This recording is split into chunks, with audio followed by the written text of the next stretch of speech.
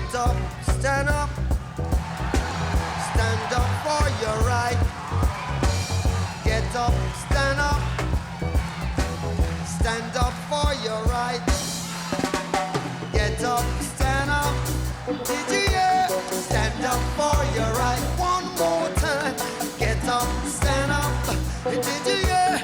Don't give up the fight. You get up, you stand up.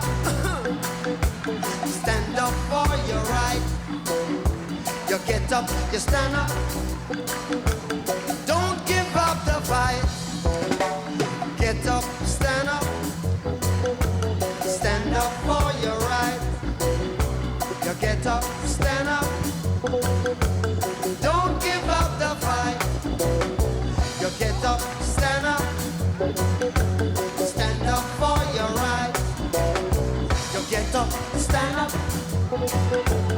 Don't give up the fight. Don't give up the fight. Don't give up the fight.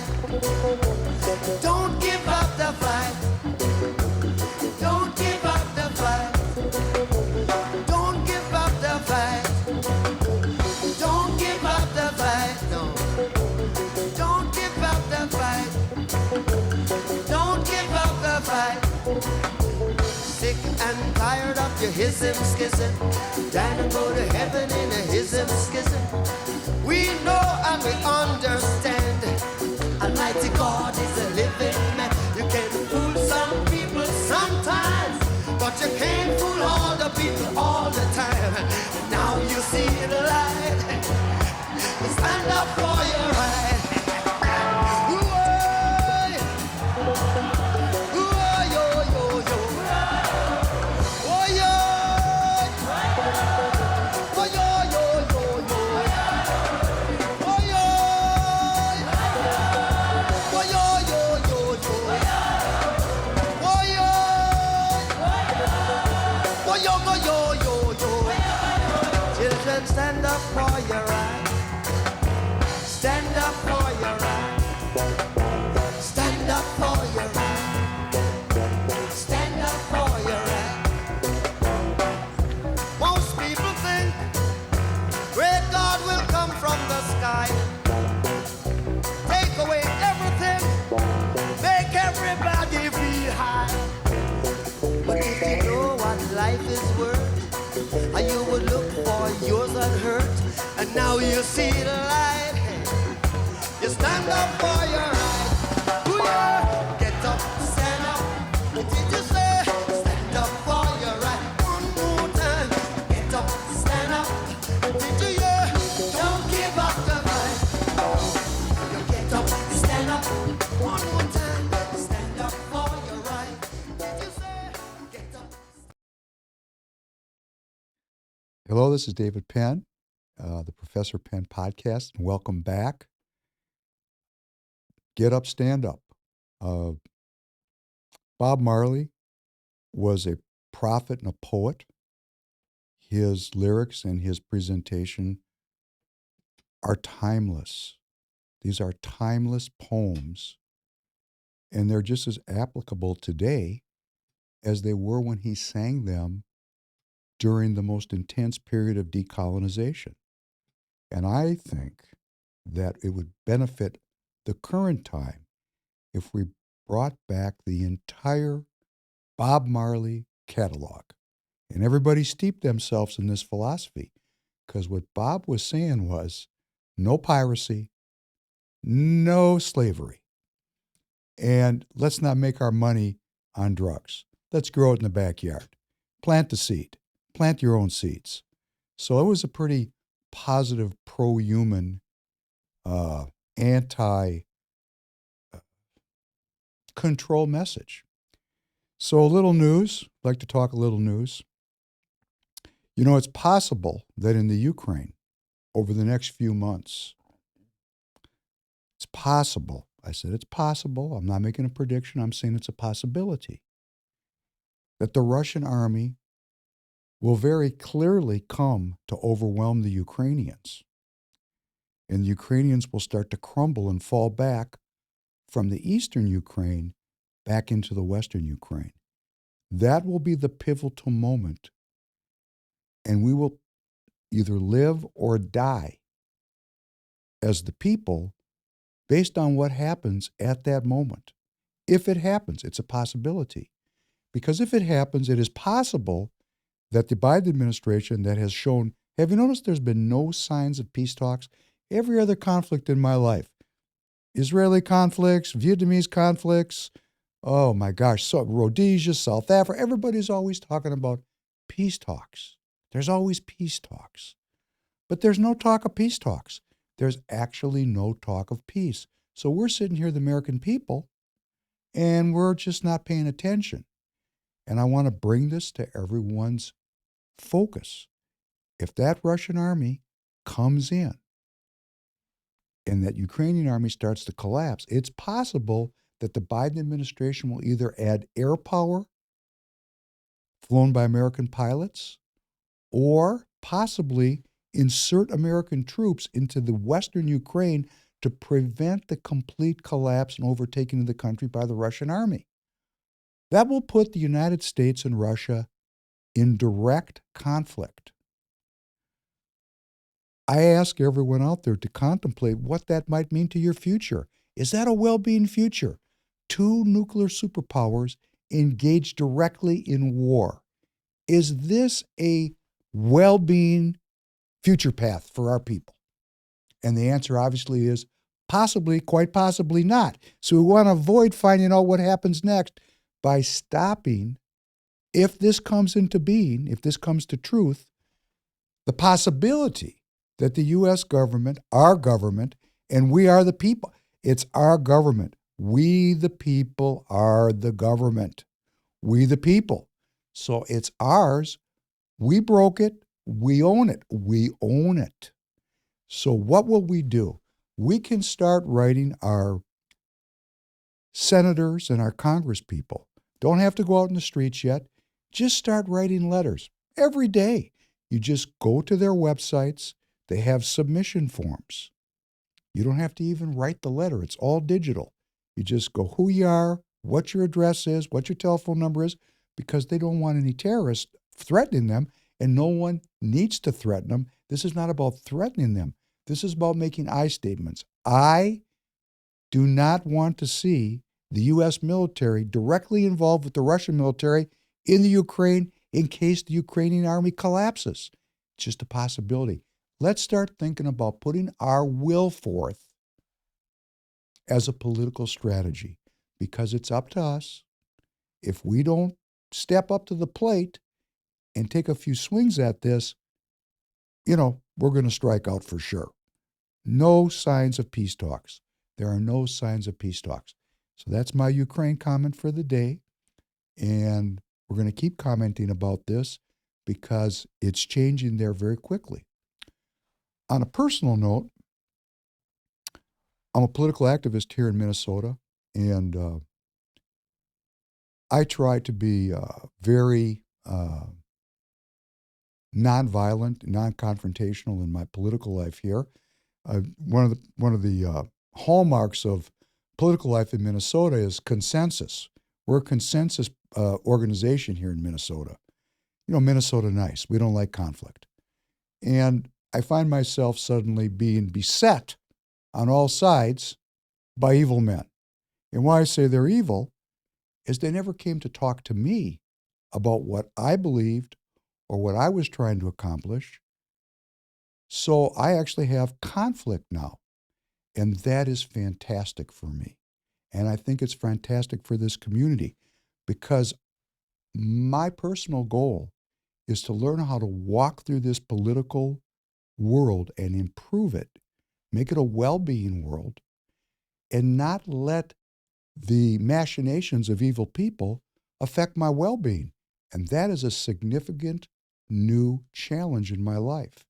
And I like challenge. I like to grow. I always like that next mountain to climb. And I'm climbing that mountain, and we're a community. We're all climbing this mountain together. We're an action community. We are about well-being, and we're about well-being within the context of a very unwell society. We're building a new well-being society. So how do we deal with people that are clearly unwell? Like a government, we the people, that has us involved in a potential direct conflict with a nuclear superpower. That is a symptom of intense, critical unwellness. There's nothing well about this. So if we would like to survive, we need to heal. And that's what this podcast today is about, is what are the strategies for that? And more evidence of how this unwellness came to be. Because we've accepted it like, I don't know, like it's some kind of a reality TV show. So without further ado, could you play this long clip? This is a clip in the voice, the actual voice of a very famous Indian politician, Gandhi. I think many of you have heard of him. I don't know if you've listened to this clip. Gandhi is much maligned these days, very maligned, very maligned. Not interesting to me that he's maligned. I come from a different time when he was really revered because his spiritual power was the spiritual railhead of a movement, a people's movement that brought down an enterprise based on slavery and drugs and piracy. And that was the British colonization of India, the crown jewel of the crown. In other words, extracting all the wealth out of India and taking it back to London and leaving the Indians poor and at war with each other. And there's conflict there to this day because of the seeds that the empire planted. But Gandhi was this phenomenal voice and an inspiring voice. And he inspired me, and I hope this clip inspires you. You have to listen carefully because it's fairly complex. Please. There is an indefinable, mysterious power that pervades everything. I feel it, though I do not see it. It is this unseen power which makes itself felt and yet defies all proof, because it is so unlike all that I perceive through my senses. It transcends the senses, but it is possible to reason out the existence of God to a limited extent. Even in ordinary affairs, we know that people do not know who rules or why and how he rules. And yet they know that there is a power that certainly rules. In my tour last year in Mysore, I met many poor villagers, and I found upon inquiry that they did not know who ruled Mysore. They simply said, some god ruled it. If the knowledge of these poor people was so limited about their ruler, I, who am infinitely lesser in respect to God than they to their ruler, need not be surprised if I do not realize the presence of God, the King of Kings. Nevertheless, I do feel, as the poor villagers felt about Mysore, that there is orderliness in the universe. There is an unalterable law governing everything and every being that exists or lives. It is not a blind law, for no blind law can govern the conduct of living beings. And thanks to the marvelous researches of Sir J.C. Bose, it can now be proved that even matter is life. That law, then, which governs all life is God. Law and the lawgiver are one. I may not deny the law or the lawgiver because I know so little about it or him. Just as my denial or ignorance of the existence of an earthly power will avail me nothing, even so my denial of God and his law will not liberate me from its operation, whereas humble and mute acceptance of divine authority makes life's journey easier, even as the acceptance of earthly rule makes life under it easier. I do dimly perceive that whilst everything around me is ever changing, ever dying, there is underlying all that change, a living power that is changeless, that holds all together, that creates, dissolves, and recreates. That informing power or spirit is God, and since nothing else that I see merely through the senses can or will persist, He alone is. And is this power benevolent or malevolent? I see it as purely benevolent, for I can see that in the midst of death, life persists. In the midst of untruth, truth persists. In the midst of darkness, light persists. Hence I gather that God is life, truth, light. He is love. He is the supreme good. But He is no God who merely satisfies the intellect, if He ever does. God, to be God, must rule the heart and transform it. He must express Himself in every smallest act of His votary. This can only be done through a definite realization, more real than the five senses can ever produce. Sense perceptions can be, and often are, false and deceptive, however real they may appear to us. Where there is realization outside the senses, it is infallible. It is proved not by extraneous evidence, but in the transformed conduct and character of those who have felt the real presence of God within. Such testimony is to be found in the experiences of an unbroken line of prophets and sages in all countries and climes. To reject this evidence is to deny oneself. This realization is preceded by an immovable faith. He who would, in his own person, test the fact of God's presence can do so by a living faith.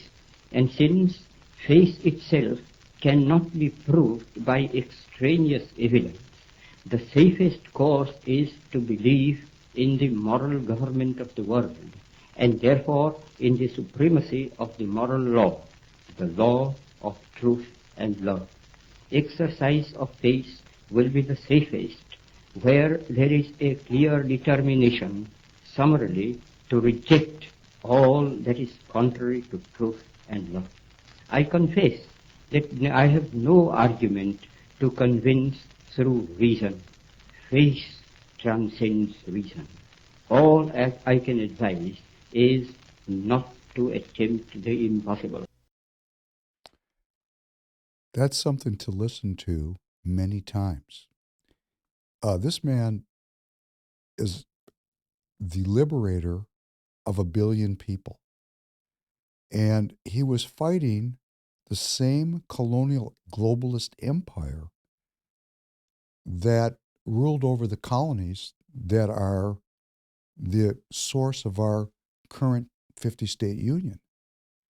Same empire, same business model, the business model of colonization and exploitation that is worked out for profit as, and I keep saying this because it's critical, drugs and slavery and piracy. And he stood against that. And Martin Luther King in this country cited Gandhi as his source for his ministry as he sought to liberate the black community from the oppression and the assault on their human rights that they were experiencing in the United States then and continue to experience today to a very significant degree, a 2.0 suffering. Martin Luther King showed up for the 1.0 liberation. Now we're to the 2.0 period. And he's been criticized, Martin Luther King, because he preached nonviolence. And I understand this now only because I'm being attacked by evil men. And my initial impulse is when I'm attacked is to fight. And I realize what Gandhi is saying with truth and love is that if I'm going to preserve my own spiritual integrity when I'm surrounded by this evil, I am going to have to walk the path of truth and love. Otherwise, in fighting this evil, I will become a captive of the dark side. And what Gandhi was preaching and what he was trying to teach billions of people to do was, how do we liberate ourselves from slavery and drugs and piracy without giving up the essence of our humanity? And this is something people will discover when they go into the arena and they're ready to fight and give their life for faith and family and country. So this Gandhi piece, this is a political leader. This is a politician. This is the politics of liberation that threw off the most powerful empire in world history probably up till that time, the most powerful empire in world history, the most sustained empire. And he threw this off. I mean, he threw it off. And he was also involved in the liberation of South Africa. This guy cast a giant shadow. So all of the criticisms of him aside for another day, it's his message of love and truth, of nonviolence and truth. So in the political here in my backyard, as I speak to the other activists that are hearing this, we have a new politics to bring forward. It's the politics of truth, of transparency, of oratory, everything on the table. No backstabbing, no gossiping, no behind the back kind of games. Because when we do it at the local level, it spreads. It becomes the ideology and the strategy and the tactic of our entire community. How do we change an unwell country? And we do it one person at a time, one interaction at a time, one presentation of the truth directly to an antagonist, and let's see what happens. And let's use the political process. The truth is the bedrock of that process. And let's walk nonviolently so that we don't lose ourselves in this very serious battle that we're engaged in today. I'm engaged in it. There are thousands, tens of thousands. There are an entirely new troop of people that have come in to the political process. I am but one of them that are skilled, trained, and ready to pursue the preservation of the Constitution of the United States. So let's look at what happens when we fall from this lofty goal. Let's play this next clip. It's very interesting.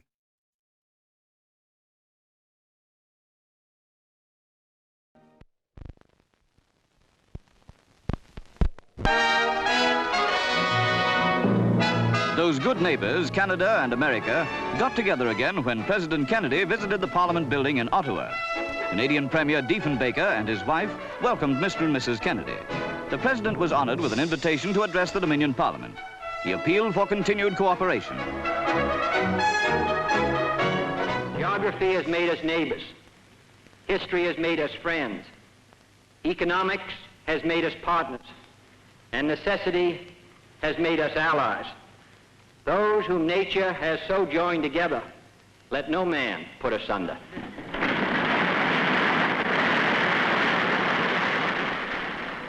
Governor General Vanier and his wife held a reception at Government House in the visitor's honor. Major General Vanier, DSO, MC, and Bar fought in France in World War I. He is a French-Canadian. But perhaps it was the President's beautiful wife, Jackie, who most took the eye on this occasion. It's more than 60 years since America had so young a First Lady.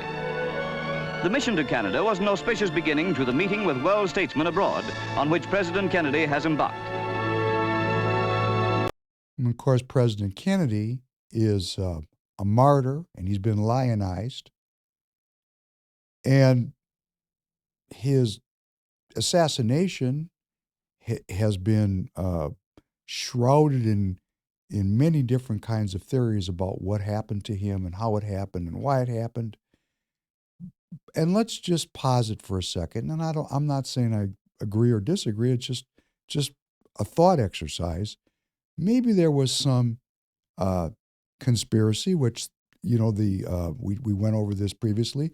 The House committees on assassination did say there was a conspiracy. And then you say, well, who conspired? Who has the kind of juice to have a conspiracy to kill a president? Okay, these are some pretty powerful people. And what was Kennedy doing? I mean, there's powerful people out there on the playing field. Well, Kennedy was up there putting that smiling face on, meeting a Canadian Prime Minister, John Diefenbaker. And this Prime Minister was very conservative. Kennedy was a liberal. Canada is part of the Crown, the Commonwealth. Kennedy was a man who believed deeply in the Atlantic Charter, and he was against the business model of piracy and drugs and slavery, at least by necessity. Possibly not by heart, but by necessity, leading that Democrat Party at that time. He was a beacon of light. He was, leading the country and the world out of the colonial period. He was talking about the self-determination of individual peoples. He was thought he was a very liberal person, and he was in conflict with this very conservative Diefenbaker, this Prime Minister of Canada. Well, guess what? He and the security agencies of the United States heavily involved themselves in Canadian election politics. And they sought mightily to get this guy out of office, and they succeeded. They got a new prime minister in, Lester Pearson, who was a leftist, who was more aligned with the Kennedy leftist agenda. And that's not really the important part right now. This is a long time ago. What's important was Kennedy, who we might wonder in a thought exercise, could he have been a victim of some kind of conspiracy that involved security assets, like an ex-Marine who defected to Russia, married a Russian, came back to the United States, was seen in the Mexican Soviet embassy just weeks before Kennedy was shot. I don't know. Sounds a little spooky to me. I don't have any 8x10 glossies, so I'm just saying it's a little strange. Well, look at Kennedy. He's using the security services. They're undermining Canadian elective politics. This is not the kind of transparency that Kennedy so glowingly talked about in many of his speeches. And we're going to play one of those speeches next time when we start out, because Kennedy had some soaring rhetoric about opposing secret societies. But at the same time, he was using them. This is called going to the dark side of the force. If you're going to preach and you're going to lecture and you're going to give your opinion that Americans reject secret societies, which means we reject lies. Why are you using those secret societies to undermine an elected government? Just a thought. Maybe Kennedy had all kinds of spooky things going on. Oh, like the Bay of Pigs. The story is he approved it, but he didn't understand it. That sounds a little Spanish to me. The CIA created an invasion force of Cuban expatriates, and Kennedy approved their insertion into Cuba in an attempt to overthrow Fidel Castro. I mean, this is not love and truth. This is aggression and deceit. So you live by the sword and you die by the sword. And I think what Gandhi was saying is, if you're going to walk in these halls with these evil people, the way to protect yourself, to make politics an uplifting, well-being experience where you don't get your head blown off. So you just have to tell the truth and be nonviolent. Gandhi was trying to protect himself, and he was given all of us a model for how we can protect ourselves as we move into this political realm and we confront a very entrenched and sometimes very evil group of people that have a status quo in place, that has us $32 trillion in debt and on the verge of nuclear war with a nuclear superpower. So to walk into this and maintain our spiritual dignity, I think that's what Gandhi was trying to teach me. And maybe you could learn from it too. Let's take a look at this next one, some of the little capers that we the people have been involved in over the last 50, 60 years. This next one's a doozy. El pueblo unido jamás será vencido. El pueblo unido jamás será vencido. Decades of struggle by the Chilean workers resulted in a monumental breakthrough in 1970 when a 62-year-old doctor by the name of Salvador Allende Gossen was elected to the presidency. Porque es el mandato que el pueblo me ha entregado.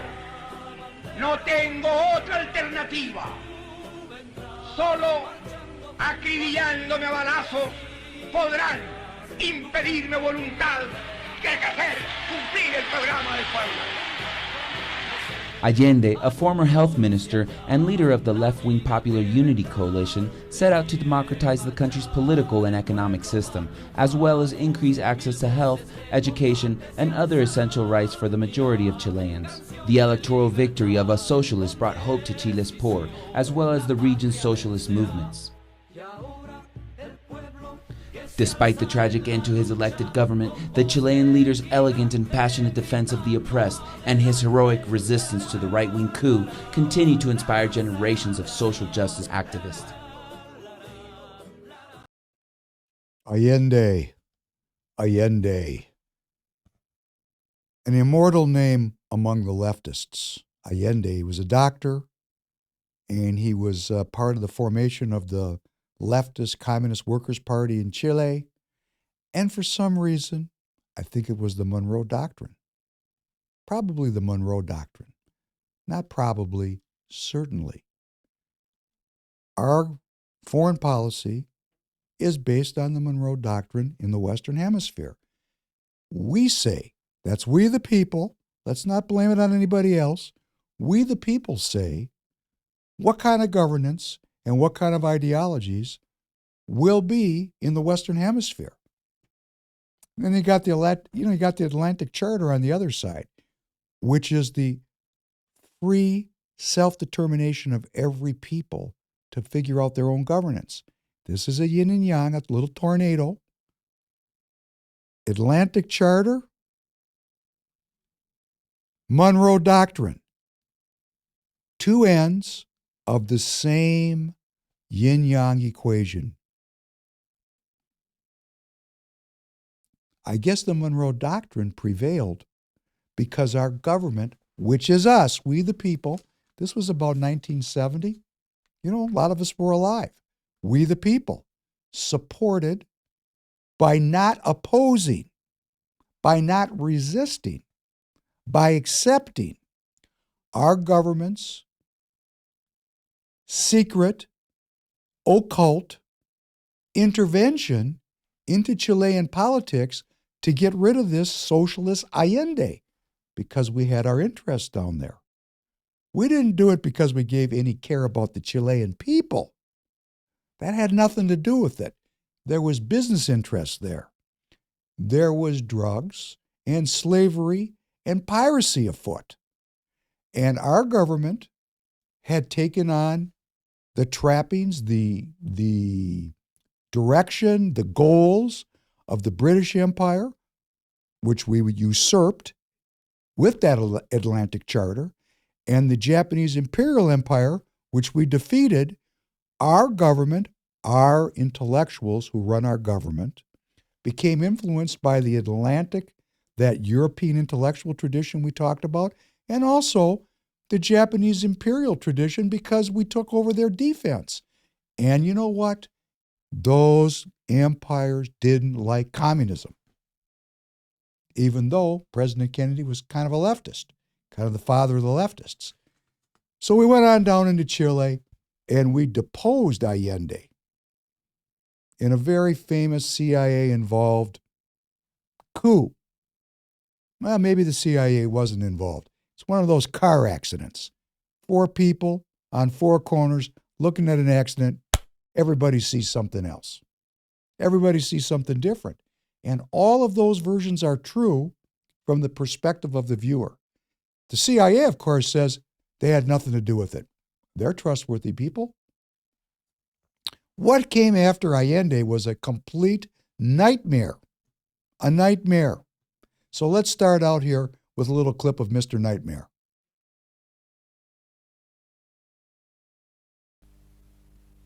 General Pinochet, how would you evaluate the success of the junta to date? General, ¿cómo evaluaría usted el éxito de la Junta hasta este momento? De éxito completo. Can you stop, please? Complete success. Por cuanto A junta. One of my favorite words. A junta. A junta is a military dictatorship of about 3 people. It's a junta. It's a group of people, a group of generals, a junta, that suspend civil rights, suspend the electoral process, and they rule the country for the good of the people in a dictatorship, a junta. And here is a guy named Pinochet. You can see from his face, he's a very stylish dude. Let's continue with Mr. Pinochet. el gobierno se fijó metas inmediatas, vale decir, normalizar el país, recuperar el trabajo en las industrias y en el campo, lo cual se ha realizado en forma amplia, volver a dar la sensación de seguridad en nuestra moneda, de tener en parte la inflación que estaba desatada, lo cual también se ha logrado. Complete success because the aims that were fixed by us at the beginning, they are all reached. We wanted to develop order in the country, and thus Can you is being stop that, achieved. please? Please, thank you. We wanted to develop the order in the country, and that's been achieved. Wow. That's called dictatorship. Order. That's what the people, and you know, we finance this. We accept it. And I'm not talking about just the American people, the Chilean people. Actually, this guy reflected their will. And I have to say something about this mass murderer. He's very stylish. You know, there's something about being stylish that covers up mass murder.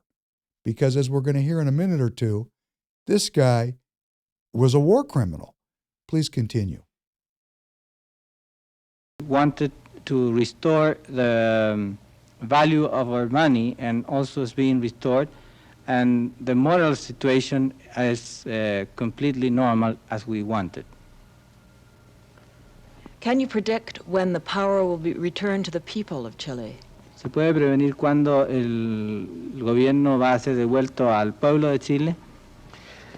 Es una pregunta que la hacen todos, señorita. That's a question that everybody does. Pero yo a todos les manifiesto que nosotros no podemos fijar plazos ni tiempo, sino And objetivos. all they get the same answer. We cannot fix a date and or timetable, but aims to reach objectives. Could you stop that, please? Okay, so this guy is a full-blown mass murderer. During his rule, which if you were on one corner or the other corner, maybe you saw it, maybe you didn't, our government, our secret occult government, our security state, helped depose an elected socialist leader, Allende, who was beloved. He's still beloved by the left to this day.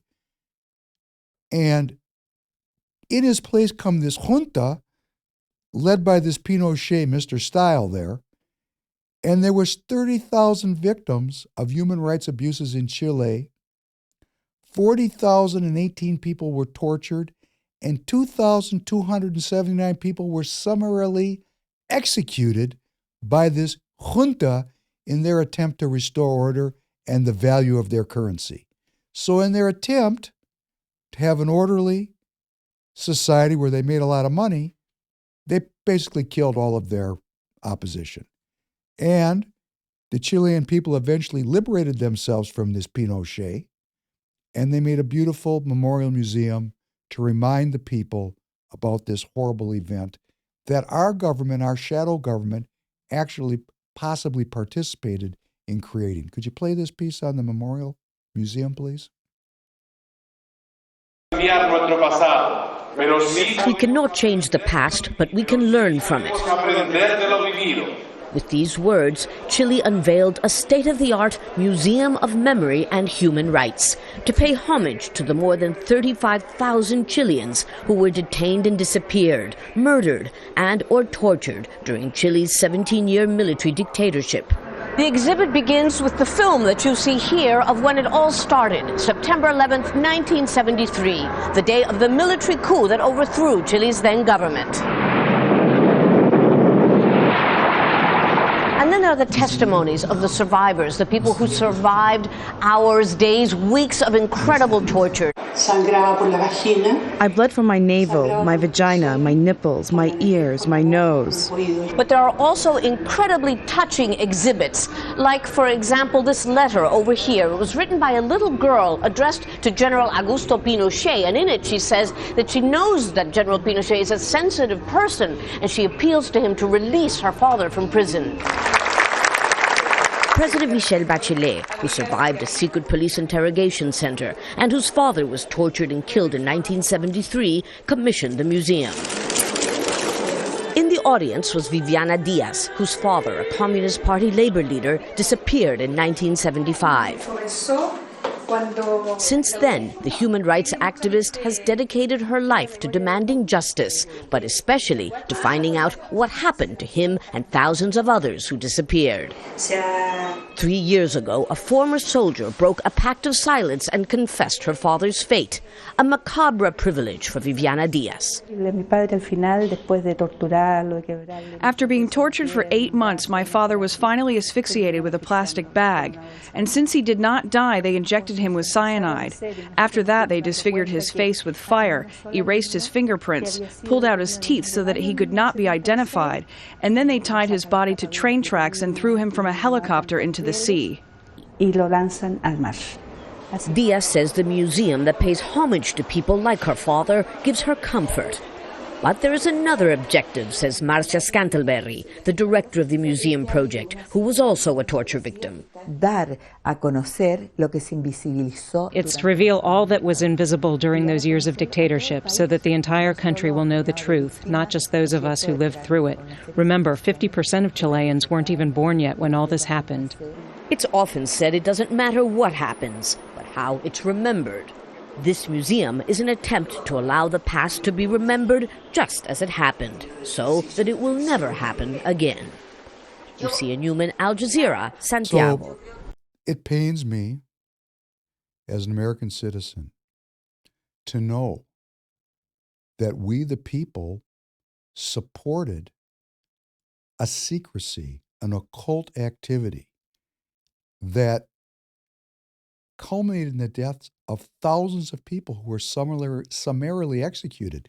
Now there are going to be those that say, where's the evidence? Well, the evidence is right on Wikipedia. There's 38 pages of printed material that you can download and read about interventions into foreign governmental affairs by different countries. And at the front of the pack is the United States of America. That would be me. And I think that going forward after this terrible COVID disaster and this nuclear confrontation we got going on and $32 trillion in debt and all of the inequality in our society, that it's time here in Minnesota to start a Politics 2.0.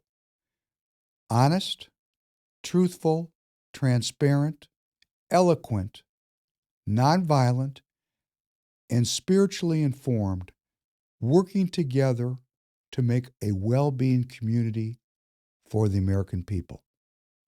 And if anybody wants to get on the other side of that, I invite them.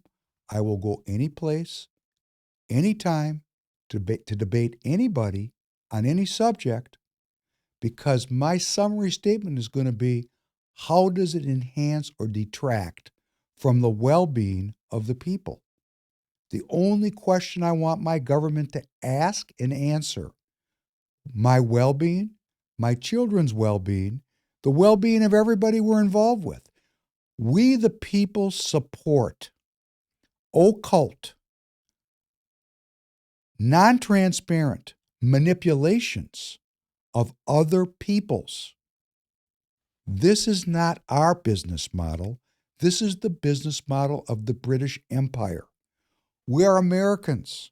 George Washington warned us to beware of foreign entanglements.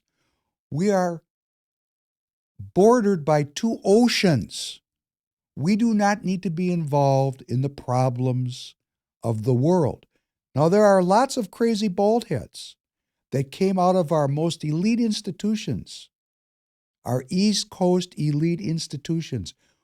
And those institutions are pervaded by a European traditional Marxist ideology, a foreign ideology. And these academics turn out generation after generation of leftists who then go into our government, and they have no allegiance to or awareness of the Constitution of the United States. It's not at the forefront of their mind as an organizing document, as a spiritual guide, as a way that the founding fathers of this country were so inspired to offer us a chance to pursue tranquility and justice and provide for the general welfare and the common defense, not offense. So we were involved, or we might have been involved. I don't have any 8x10 glossies again, but our fingerprints as we the people are all over this Pinochet Allende thing. And that's not the only one. There's 38 pages. Go read it. It's right on Wikipedia. You don't have to go looking around in the dark. They've got it right out in our face. I think they're proud of it because it's not hidden. Let's take a look just for fun. El Salvador, another story in the Western Hemisphere where we made interventions into another country's affairs because of the Monroe Doctrine. That's not it. That's Indonesia. Got to go back one. We got a New York Times article. If you can find that article. This article, I just like you to put it up if you can find it. It's right under number 5. This is a New York Times article that was published on May 12th, 1984, about CIA said to aid Salvadorian parties. This is the New York Times, published, the newspaper of record, all the news that is fit to print. The Central Intelligence Agency gave $1.4 million to 2 political parties in El Salvador in an effort to prevent the election of right-wing candidate as president, a Reagan administration official familiar with CIA operations said today. The government came right out and admitted it. According to the administration official, unnamed, a source, because the New York Times and the Washington Post, they're part of this machine. This is an announcement.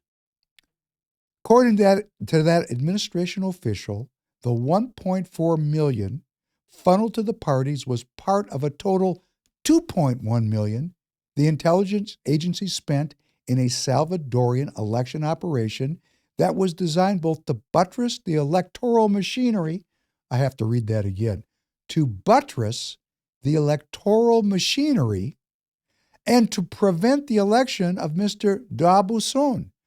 I think this is a yin and yang. How can you have a free election where you've buttressed the electoral machinery, but put your hand on the scale so one of the candidates can't win? This is called a contradiction. And that's why all we have to do is tell the truth. This is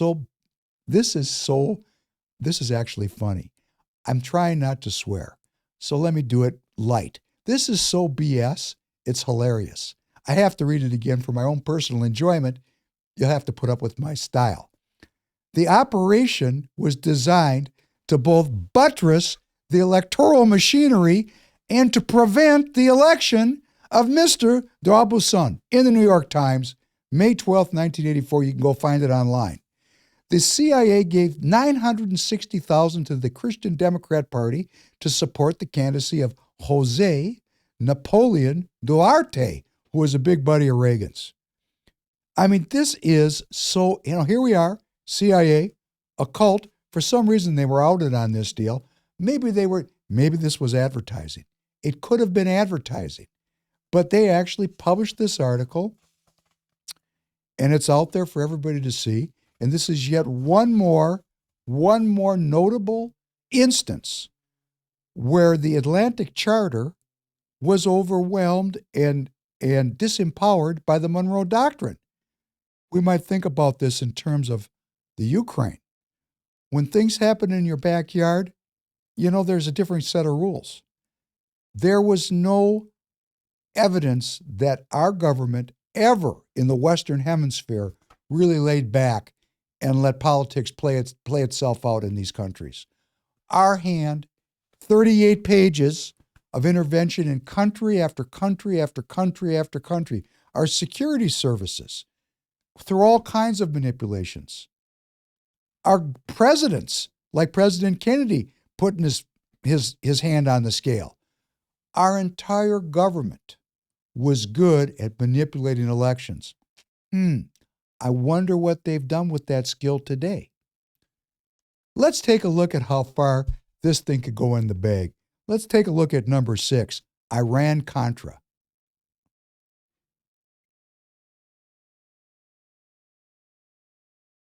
It was one of America's most notorious presidential scandals that most cost Ronald Reagan his presidency.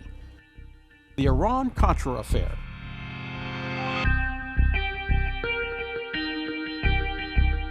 In the early 1980s, the U.S. was still in a Cold War with Russia, and anti-communist sentiment was strong. During his presidential campaign, Reagan promised to assist anti-communist insurgencies around the world. For a brief time under Reagan, the CIA trained and assisted groups fighting communist leaders abroad. Reagan was particularly interested in a group called the Contras and their battle in Nicaragua. The Contras were a group battling the Cuban-backed Sandinistas, a communist group who had seized power in 1979. Reagan called the Contras the moral equivalent of our founding fathers. But much of the Contras' funding came from the cocaine trade. Because of this, Congress passed the Bolin Amendment, specifically aimed at keeping American money from funding the group. That happened in 1982, shortly after Reagan took office. The amendment restricted the CIA and Department of Defense from using funds to provide military assistance to groups that were trying to overthrow Nicaragua's government. Groups like the Contras. Could you stop it just for a second? I just want to point out that this Bolin Amendment indicates that we had a functioning government, a 3-branch government. There was congressional oversight. There was robust dialogue and disagreement about U.S. foreign policy and domestic policy. Our government worked much better then when there was disagreement. Now we have a very happy kind of consensus. Very, very little pushback. Why? Because we the people are not in the streets. We the people are not on a letter-writing campaign. We the people are not exercising our will to oppose piracy, drugs, and slavery, and untruths, half-truths, occult activities, the funding of nefarious and devastating regimes. We don't push back. But Bolin did, and he passed an amendment, put an amendment on a bill that said, you, the CIA, you, the Department of Defense, we know you're in bed with drug traffickers, and we're not going to let you do it because those drugs come up into the United States and they create unwellness for the American people. Somebody in the government cared about the well-being of the American people. Praise the Lord. Somebody cared. We're going to look up this Bolin and come back to him because I'm sure he has an interesting story. Let's go ahead and remember what was and what we could get back to with a little bit of involvement from we the people. Please continue.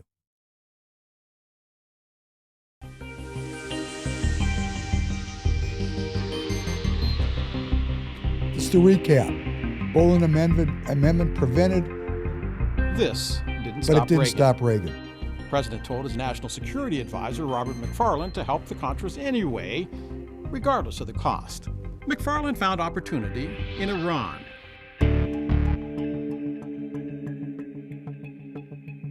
In 1985, an Iranian-backed terrorist group held 7 American hostages in Lebanon.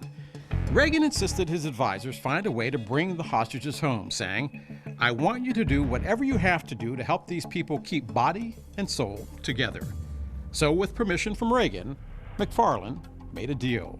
The U.S. would give Iran weapons, and Iran would broker the release of the hostages. This happened even though Reagan publicly insisted he would not negotiate with terrorists, and despite the fact that there was a trade embargo with Iran. But that was just the tip of the iceberg. The deal with Iran didn't just secretly secure the release of the hostages in exchange for weapons. There was money involved. While $30 million had been allocated for the weapons, the CIA funneled a portion of that money to the Contras in Nicaragua, the group Reagan supported in their guerrilla fight against the Sandinista government. In 1986, the Lebanese newspaper Al-Shura reported the arms deal, and everything began to unravel. That prompted an investigation by the U.S. Attorney General, who discovered that only $12 million of the $30 million actually went toward weapons for Iran. The rest of the money was sent to the Contras in Nicaragua. Recap, Reagan makes a secret deal. U.S. government allocates $30 million for the weapons, but $18 million of that money goes to Nicaragua. The revelations were explosive. Reagan denied the allegations that he had negotiated with terrorists, but Lieutenant Colonel Oliver North came forward and acknowledged that he diverted funds to the Contras. North also said Reagan knew about it. North's testimony would inspire the press and Congress to launch investigations against Reagan for the rest of his presidency. Texas Senator John Tower led the investigation into the scandal. The Tower Commission determined it was Reagan's lack of oversight that allowed Iran-Contra to happen, but did not implicate Reagan directly. It wasn't until another congressional investigation in 1987 that Reagan finally testified. On May 5, 1987, joint hearings were televised investigating the covert arms deal with Iran and the assistance to Nicaragua. The hearings would go on for 41 days. Reagan was never charged, but McFarlane, Oliver North, 4 CIA officers, 5 government contractors, and Reagan's national security advisor, John Poindexter, were all found guilty. Yet, speculation about Reagan's involvement lingered on. Press investigations would go on for years to follow. While Reagan's image suffered a bit, he still left office with one of the highest approval ratings of any president in U.S. history. And that's the critical part. Even though he lied, even though he presided over administration that violated the law, even though many of his key operatives were indicted, we, the people, thought he was just like sliced bread. We loved him. And this is why we have a problem. We tolerate and we support non-transparent, non-truthful, and violent actions in the world. And we're told, and I know if we don't do this, people are going to take us over. Well, you know what? In our politics here in Minnesota, we're going to be honest. We're going to be transparent. We're going to tell everyone we talk to that we're here to serve the people and to enhance their well-being.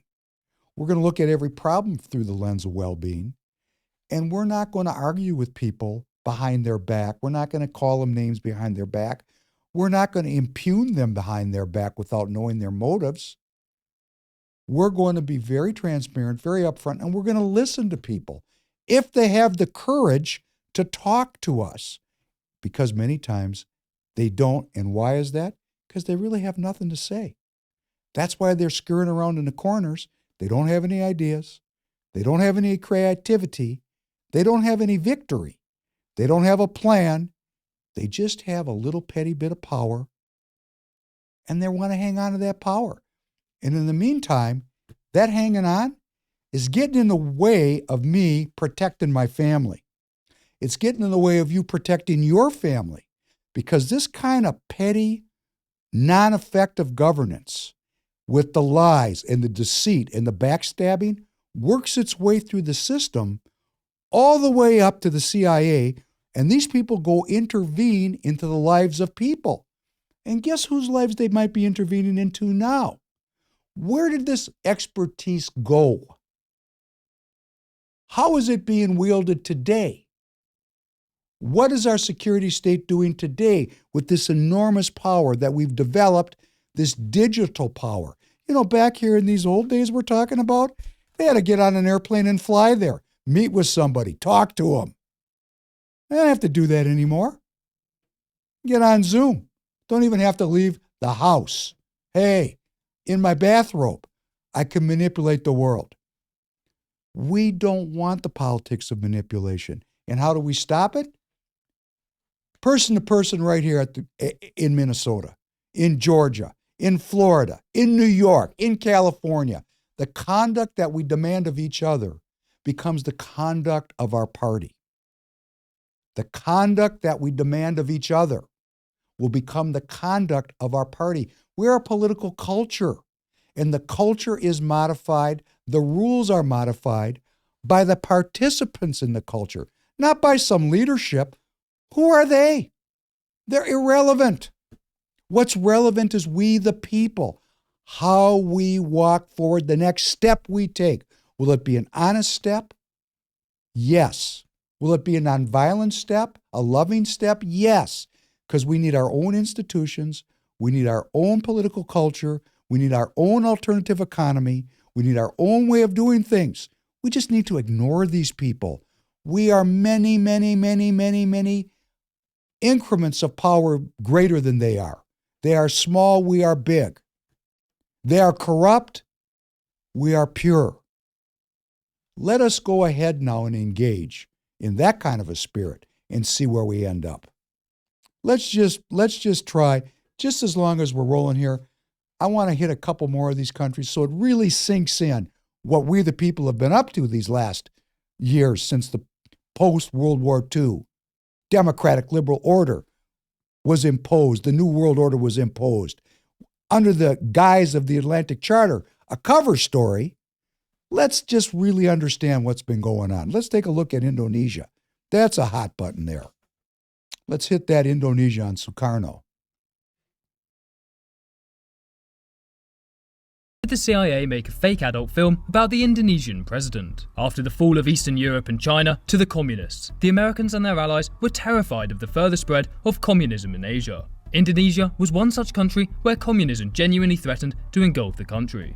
The US believed that the Indonesian president, Sukarno, was leaning too close to the left, and that the country was close to a communist takeover. After considering an assassination attempt, the CIA decided instead to create an adult film starring a Sukarno lookalike and a blonde Soviet air hostess, believing that this would discredit him.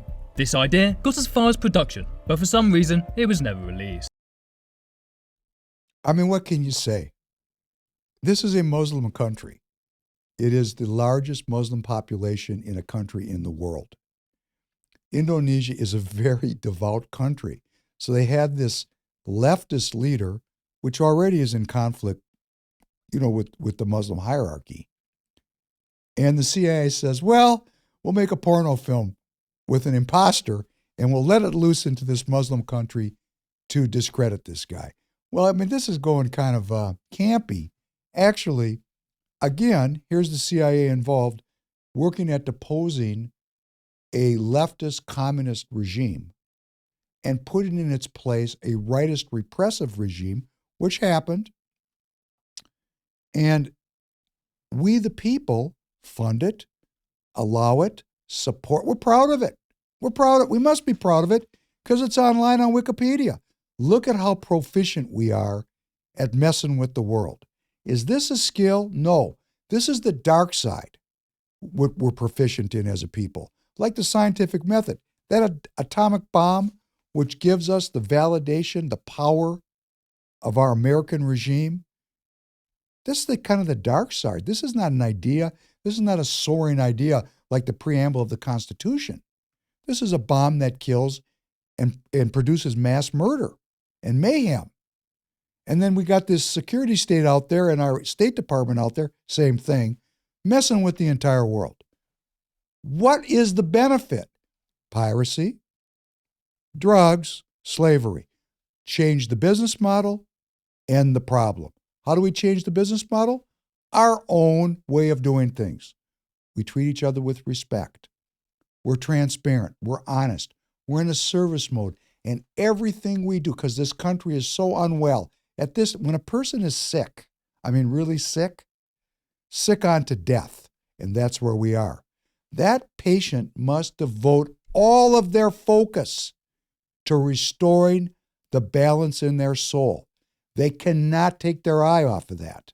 They must, as the Shaolin priests say, they must stay in the kitchen and wash dishes until the balance of their soul is restored. Right now, we the people have to be focused on restoring the balance of our country as it was given to us in our Constitution. We need to look back to that founding document, be inspired by it, and produce that kind of well-being behavior in our everyday life. And if we do that, when we go into the political, and we have to be a people's movement that goes into the political in every town, every city, every county, and every state, from north to south and from east to west. We have to get involved if we want to live, and if we want to live freely. Because in politics, if there's no push back, there will be no stopping on the push forward. And right now we're on the verge, on the brink of nuclear war. So we need to push back. And our simple acts amongst ourselves in the political, of respect, of listening, of being focused on the well-being of our community, is the magic that will undo this curse that we brought upon ourselves. And that's what Gandhi was trying to tell us. He brought down the greatest empire in world history by telling the truth. Not so hard to do if we work at it. All of us have different relationships with the truth. All of us. We all have some process as we try to speak the truth. I'm going to tell you a personal story. It's a funny story. I don't think I can get in trouble for it now because it's a very long time ago. I had a business partner. I've been self-employed my entire life. Never had a job working for anybody else. So that started when I was very young. And I had a partner who was a lot older than me. I was 19, he was 35. And he used to steal some cash out of the business, which is typical. And I read this autobiography of Gandhi. And Gandhi said that the truth is the cornerstone of spiritual development and intellectual development and physical development and well-being just generally. So I read this book, and I was very young, 19. I was very moved. And I went to my partner and I said, Jerry, I'm not going to do this. This is not honest. Here's all the money back. I don't want it. We're going to stop doing this, put this back into the business, declare it, pay taxes on it, render unto Caesar what's due to Caesar, so I can render unto God what's due to God. So I gave it all back. I didn't participate. And he told me, yes, I agree with you. Those words are very inspiring. And we came to the next year, and he stole all the money for himself. So it takes time to get people to embrace the truth as the cornerstone of their lives. But when we do it as a political community, when we do it as the American people, when we stop lying to ourselves and when we stop lying to each other, that will be the first step in turning this country around. Because once we're telling the truth and we can feel the truth, we won't be lied to. When we start telling the truth, people are not going to be able to lie to us. You want to sort out truth from lies? Tell the truth yourself. In all of your affairs and everything we do politically, right in your eyes. I'm going to tell you what I think. I'm going to tell you what I feel. And I'm going to ask you to tell me what you feel. And I'm going to listen. Because I don't like this coming around behind my back and stabbing me and never knowing what I really think or what I'm really trying to do, which is give my life for God, country, and family, for the well-being of the American people, to create a community of people that are dedicated to the principles that made this country well, restore our wellness. Anybody want to get on the other side of that? I'll go any place, anytime, anywhere, and I'll debate you from within this context. I expect to have elections where 100% of the voters vote for human wellness. Because what kind of twisted people vote for ill health and death? What kind of sick people support ill health and death? Let's get this sorted out. Let's understand what we, the people, have been involved in. The blood on our hands. It's our hands. That's why they've got us, because we're in on it. They have control of our country and of our lives because we depend on the system for a material high and for security. We've traded our freedom for materialism and for safety. And the people that we've entrusted with our material welfare and our safety have forsaken the spiritual root of this country. And they've taken us to the dark side, and we've let them do it.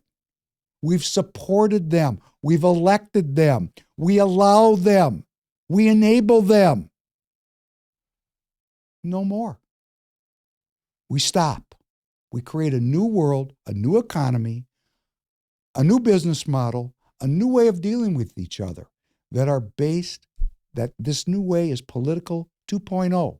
It will allow us to move into this realm and not besmirch ourselves, not defile ourselves with the vileness that pervades these crazy bald heads. We're going to run them out of the town by creating a new community. It's very simple. It doesn't create a lot of conflict. We will only fight when attacked. A true warrior only unsheaths his sword in response to an attack. A true warrior. And this is very important, the best way to win a fight is don't be there. We don't need to fight. We need not to be there.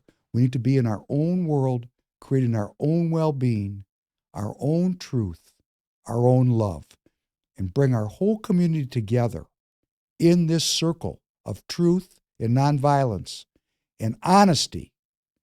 And we'll just walk through these people the way a hot knife goes through butter. They will not be able to resist it because they've never run into the truth. It's been since 1776 when people stood up and said, "We the people," in order to form a more perfect union. It's just as valid today as it was then, and I feel as if I was sitting in that room when those documents were organized and argued through and sanctified and pen went on paper. I was there. I was a participant. Me, myself, I feel that I was there, and I'm moved by those words. There's one more important one, because it's kind of the root of a really horrifying potential nuclear Holocaust cause, and that's Iran. And I just want to pop up this last bit on this coup that we the people perpetrated on the elected leader of Iran in 1952.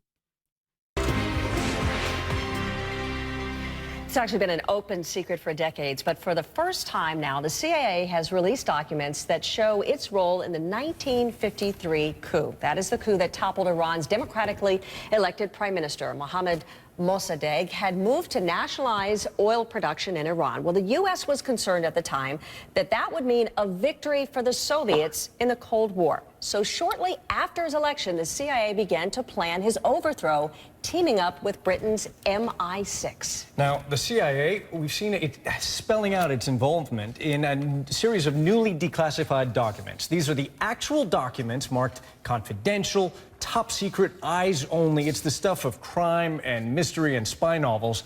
This one talks about the security implications of CIA letters of commendation for those who served in that operation codenamed TP Ajax. And this one, dated July 22nd, 1953, almost a month before the coup, it talks about preparing an official American statement to follow a successful coup. So let's dig deeper into this story. We're joined now by Middle East analyst Robin Wright. She's in from Washington. Robin, this is an event that the Iranians still talk about 60 years later with surprising frequency. What have you learned from these documents that you got to get a look at? Well, I've written about this episode in 3 different books, so this is, as you point out, not something new, but the fact is the United States has finally openly provided the documents and details. And it talks about how this was approved at the highest levels of government. It details the amount of money that went into buying, currying favor among the various sectors of Iranian society. And it points out how important this really was. Little did the CIA understand that this would have extraordinary repercussions 25 years later. And, you know, one of the things that's fascinating is, like, it is an open secret. This is something that we've heard from former Secretary of State Madeleine Albright, President Obama as well, both of them referring to this as this cooperation that happened. But the first time that the CIA has really acknowledged its role in this, do you think there's going to be any kind of shift or a change or a way that the new president of Iran, Hassan Rouhani, can open up a new dialogue with the United States? Well, the release of these documents were as a result of a Freedom of Information inquiry. So this was not something that the United States voluntarily provided, but it does come at a very curious or interesting time because Iran has a new president who's talked about moderation and trying to engage in really serious dialogue with the outside world, the world's 6 major powers, and even hinted at direct talks with the United States.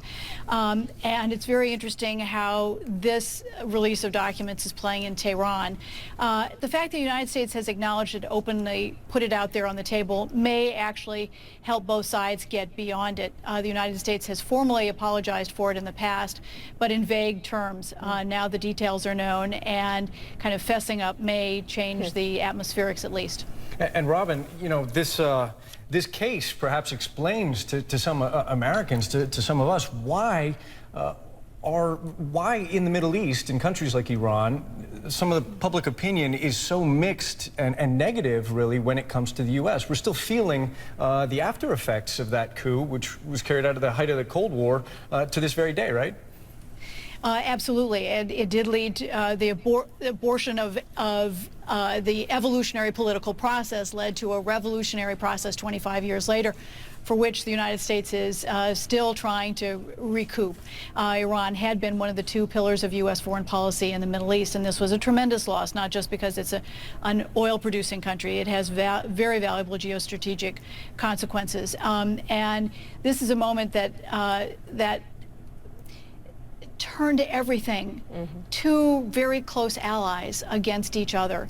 And this is a moment that these documents kind of illustrate the consequences of opting for stability over democratic values, which resonates in terms of what's happening in Egypt, Syria, and elsewhere in the Middle East today. It has a regional impact. Robin, thank you so much. I really appreciate that. You know, sometimes when I listen to things, to the half-truths, to the quarter-truths, to the outright lies, and I recognize that we're really manipulated. We're just manipulated by the media, and here comes this, I've written many books. I guess that makes her an expert.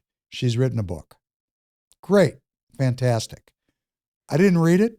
Could be the treatise of all treatises on the Persian issue. But what I heard was we were great allies with the Iranians. Well, first of all, if you go back before this coup, which was 1952, this was the British Empire. And if you want to understand the devastating impact of the British Empire in the Middle East, going back to Lawrence of Arabia. Just go look at the lines in the sand the British drew as borders between these countries. They drew lines in the sand, right down tribal lands, pitting brother against brother and cousin against cousin. They turned one group against another group. They armed both sides. They caused civil wars, religious wars, genocides. And while the people were killing each other, because, the Persians are Shia Muslims and the Saudis are Sunni Muslims, let's get them together. Let's get them hating each other. And the British were masters at this. That's why they were able to get so much wealth extracted with so few boots on the ground. After all, they were a small island nation. They really didn't have a lot of people. But they got these people killing each other and hating each other, and they took that oil out. So when she says that they're one of our closest allies, I think she's spinning. And she left out a little part of the story that's very interesting, the punchline. After they got rid of this communist guy who was nationalizing the oil fields, oh my God, that was violating the fundamental rule of piracy. Don't pirate the shit, we pirated. That's gangster, right? So they sent the boys in to kill him. And guess what happened? They installed the Shah of Iran. The Shah. And he was a U.S. client for decades. 25 years. He abused, he murdered, he tortured, he suppressed. He was kind of the Pinochet of Iran.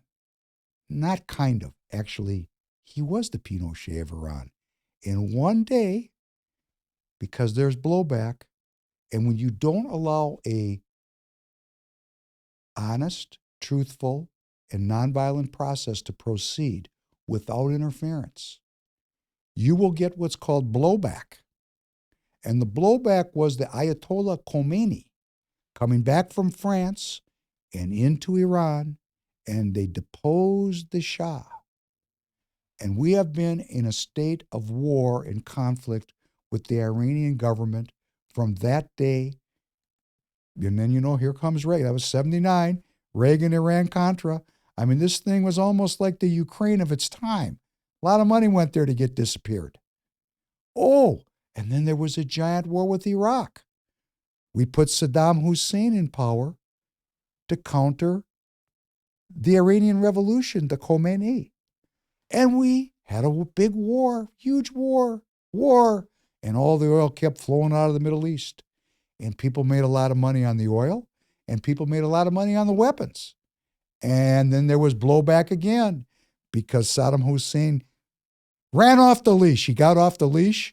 He thought he had the okay from President Bush the first to attack Kuwait. It was a bad communication. And he ran in there and he took their stuff. More piracy. What he was thinking was, hey, if the British and the Americans can take people's stuff and they can pirate it, so can I. I'm a badass. And he had style. And he said, if that's the model, if that's the business model, I'm going to get in on it. I want in on that model. That's a very profitable model. You don't have to work. You don't have to create. You don't have to produce. You don't have to distribute. You just go steal people's stuff. That's profitable. So this went on and on. After this little caper in 52, where the CIA intervened into these Iranian elections, and then this guy won, this communist, who then nationalized the oil fields, the British, MI6 and the CIA teamed up, and they got rid of him, and they put in the Pinochet, the Shah of Iran, for 25 years. And we're still dealing with this problem. This is 1952. This is 2023. Okay? These mistakes, when there's lying and backstabbing and violence, these things reverberate through history because this is trauma. We imposed a psychological and physical trauma on another people. And that post-traumatic stress disorder that's associated with that trauma, it does not go away. The sins of the father are visited on the children, even onto the third generation, because that trauma reverberates through the generations. So when that reporter says, well, really, they don't, well, it's a mixed feelings. The feelings are not mixed. about the United States of America in the Middle East. If they're on the payroll or they're not on the payroll, if they're not on the payroll, they might be on the payroll tomorrow.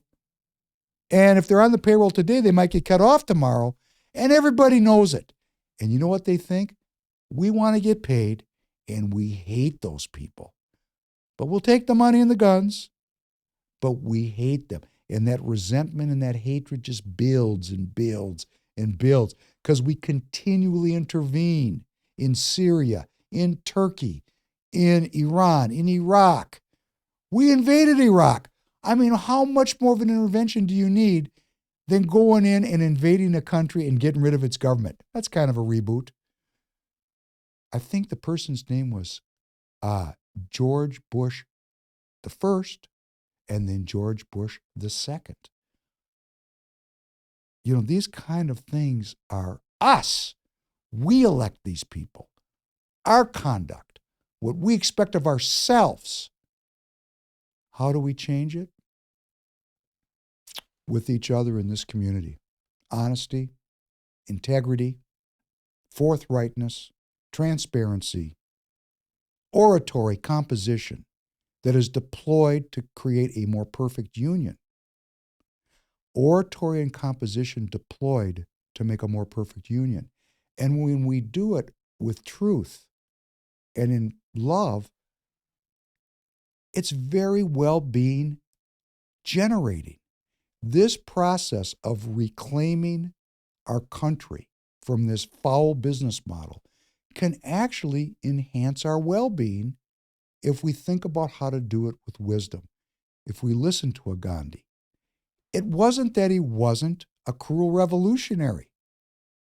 He just knew how to do it in a way that it didn't destroy his own soul.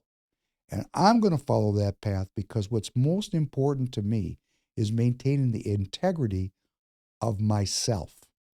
And I want to see every person in this Free People of America community enhance their well-being, maintain their integrity, build this community, divorce ourselves from this terrible business model, discontinue being involved with people who are not honest. And how do we do it? Be honest ourselves.